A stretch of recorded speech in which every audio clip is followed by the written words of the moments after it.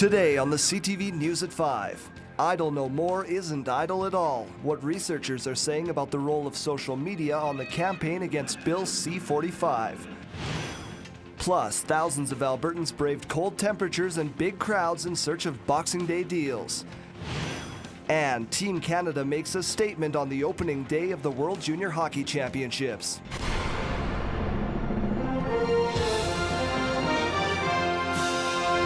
CTV News with Daryl Rummel. Good afternoon. Dozens of Lethbridge residents are probably home by now, curled up on the couch recovering from a chaotic day of Boxing Day shopping. A new survey released today says the average Canadian will spend over $1,600 on the holidays this year, and for many, the shopping started early.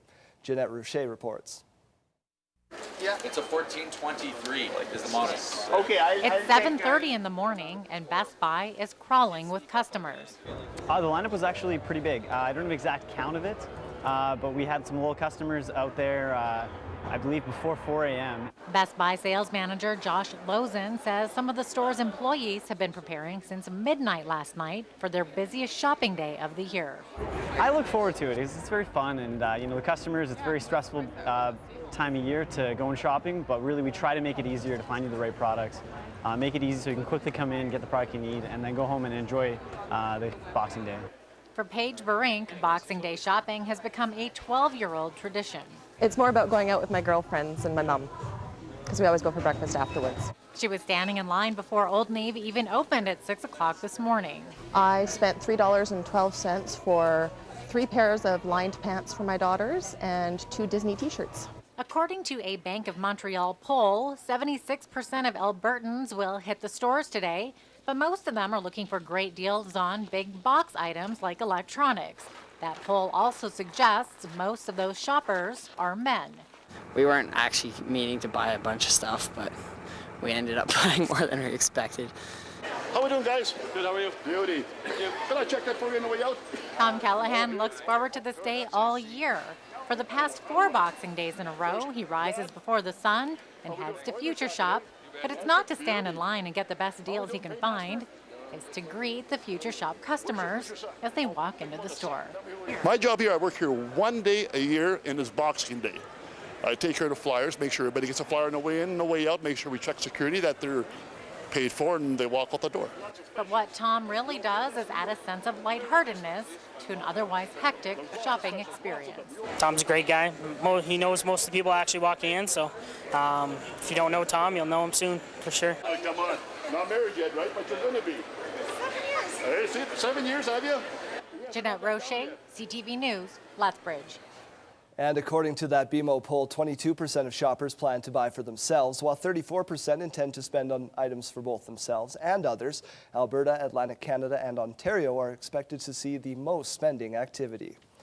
The Idle No More campaign is not only spreading across Canada, but researchers say it's also gaining attention around the world because of social media.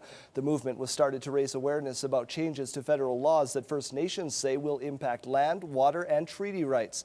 A professor of Native American Studies at the University of Lethbridge says social media has taken the campaign far beyond Canadian borders. Terry Vogt reports. The Idle No More movement has been gathering steam, starting with peaceful demonstrations on First Nations land, expanding to cities, major highways, and even shopping malls across the country. Demonstrators say the goal is to raise awareness about changes to 8 federal bills that are all rolled into one larger piece of legislation, Bill C-45. Changes the First Nations say are being made without consultation. And according to Dr. Yale Belanger, an associate professor of Native American Studies at the University of Lethbridge, the success of the movement is directly linked to social media. The national media really hasn't covered this very extensively, and so what we found is it's almost a grassroots movement at this point. And without that, we wouldn't see the regional protests going on, we wouldn't see the connections nationally and internationally at this point. Dr. Belanger says it began with online discussions, and the movement has grown rapidly over a few short weeks. people were getting a sense of what was going on, and then suddenly what I found was one individual would put on a post and 400 people would reply. So it's intrinsic to this generation. Researchers say on social media sites like Facebook, there are dozens, if not hundreds, of conversations and dialogues going on all the time, not only among Canadians, but among people around the world. People in Nova Scotia are talking to the folks in the Yukon. People here are engaged with folks down in California. I know that there's Australian Aboriginal people and Maori folks from New Zealand watching quite closely, because everybody through social media and the internet is instantaneously connected with one another. So it's just been an absolutely fascinating movement to watch unfold. And last week, while many First Nations tribes were blockading highways, groups in the Ukraine, Egypt, and even the United Kingdom were holding Idle No More events to show support and solidarity with Canada's First Nations. Terry Boat, CTV News, Lethbridge. There were 2 demonstrations in northern Alberta today. Demonstrators from the Sturgeon Lake First Nation set up blockades across the highway between Grand Prairie and the Reserve. A second protest was held today at West Edmonton Mall.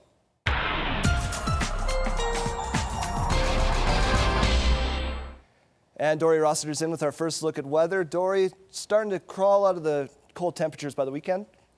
I know, and it's not soon enough for anyone that I've talked to, Daryl. Everyone is absolutely fed up with the cold and having to wrap up and try to warm up the vehicles. Well, you're going to get a bit of a break, and it looks like we're going to see the new year in with some positive numbers. I'll have all the details coming up in a couple of minutes. Sounds great, Dory. 3 CN rail workers have been seriously injured in Edmonton. Officials tell CTV the workers could not hear a train coming because they were operating snowplows and had headphones on. They also say the train could not stop due to the ice. 2 of the 3 injured were rushed to hospital in critical condition. A third was listed in serious condition. Operational Health and Safety has taken over the investigation. Meanwhile, investigators are trying to find out who started a $12 million fire in Edmonton. Just before 2 on Christmas morning, a truck smashed through the front of Bonanza Restaurant. When firefighters arrived, the restaurant was filled with flames. About 80 firefighters battled the blaze. 1 firefighter was injured, but he is expected to make a full recovery. Investigators don't know if an accelerant was used after the truck hit the building and don't know what happened to the driver. Health officials are stressing proper food handling and hand washing to stem the tide of a salmonella outbreak in southwestern Alberta. So far, Public Health has identified more than 30 cases of salmonella, and they say there could be far more that went unreported. Hand washing could help prevent salmonella and other forms of bacteria. Health officials also suggest thoroughly cleaning surfaces used to prepare raw meat or other kitchen foods. People infected with salmonella bacteria can be infectious for several weeks.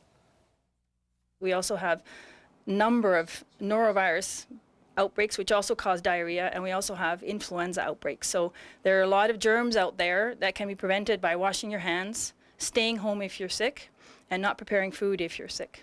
Salmonella symptoms generally occur within 6 to 72 hours after ingesting the bacteria. In some cases, you may experience bloody diarrhea, abdominal cramps, fever, and vomiting. The illness could last 4 to 7 days or sometimes even longer.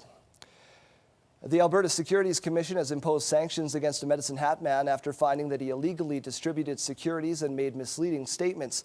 Kenneth Edmund Jakubowski has been ordered to pay a hefty penalty of $2,500 and is prohibited from trading or purchasing securities for 3 years. The commission says Jakubowski tried to solicit investors between February and June by posting an ad on Facebook. The ad failed to raise any investments. And donations to the Salvation Army kettle campaign were down in some parts of the country, but not here in southern Alberta. The campaign got off to a good start in November with a $2,000 donation from the Freemasons. By the time it wrapped up on Christmas Eve, the kettles were overflowing and the campaign had raised more than $121,000. That exceeded the goal by more than $11,000. The money will be used to support family service programs in Lethbridge and surrounding area.